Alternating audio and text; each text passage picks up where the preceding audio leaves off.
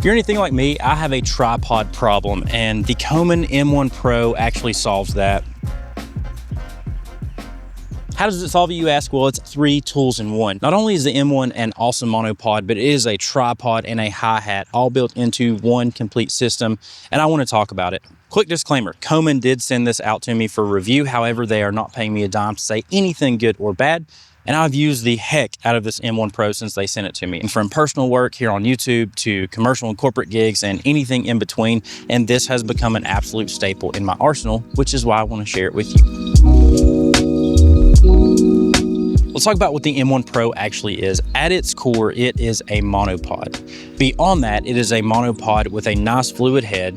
It is a monopod that has tripod-like stability, and for any sports videographers or anybody out there who likes low angles, it's also a hi-hat system.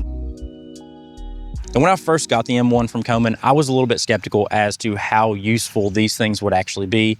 But my mind was changed very quickly whenever I started using it on commercial work. And specifically, Jared and I were on a project in a manufacturing facility, and due to NDA, I can't tell what it was. Imagine with me though, we are running and gunning around a multiple 1,000 square foot facility. And instead of having to bring 3 different tools with me, I was able to grab this. That day made me a believer because in that day, I used all 3 setups that the M1 can achieve.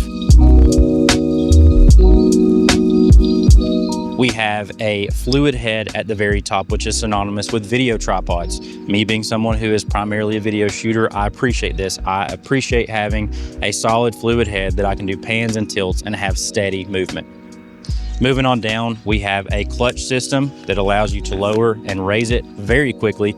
This is a whole lot quicker than trying to set up a traditional photo or video tripod.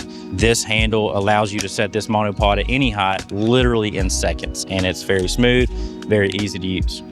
At the bottom, we have a base that has 3 feet on it, which again gives you that tripod-like stability. And as a cool little bonus feature, there is a foot switch that allows you to rotate the pole up and down and all around to add a little bit more dynamicness to your shots. You can get some slider style shots, you can get dolly style shots with that feature, and you lock it back by re-engaging that foot switch. The carbon fiber design is very strong and very lightweight, but with that strength of the carbon fiber, it's able to handle very heavy payloads. I have had everything from my Lumix S5 II to my fully rigged Blackmagic Pocket Cinema Camera 6K Pro, which weighs anywhere between 10 and 12 pounds, depending on the lens that I have on it. The M1 didn't even notice that that camera was on it really. Very stable, very strong, but very lightweight. As good as the M1 is, there are a couple of things to look out for. Number one, I do wish that the fluid head had an easy way to adjust the fluidity of your pans and your tilts. I have not found an easy way to do so. It's pretty much set at one type of dampening, and that's not a bad thing. The dampening that it does have is nice, it's smooth. I do wish I could adjust that though if I needed to go faster or slower. Secondly, as cool as the foot switch is, I think it's a little bit of a weak point when it comes to stability. It is adjustable and you can tighten it and loosen it based on how much range of motion you want.